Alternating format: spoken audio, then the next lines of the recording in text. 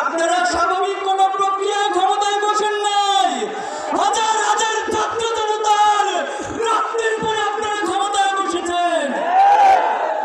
এজন্য আমাদেরকে সংবিধানের হাইকোর্ট দেখাবেন না। অতি সত্বর জুলাই প্রক্লেমেশন ঘোষণা করুন। এই জুলাই মাসের মধ্যে শহীদ গাজীদের স্বীকৃতি দিয়ে জুলাই প্রক্লেমেশন ঘোষণা করতে হবে।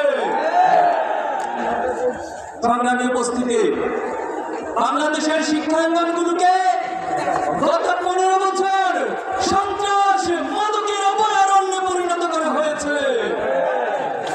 আজকে যে নতুন বাংলাদেশের স্বপ্ন তৈরি হয়েছে, বাংলাদেশের ছাত্র সমাজ, যুব সমাজ, এই দেশবাসী নতুন করে স্বপ্ন দেখতে শুরু করেছে।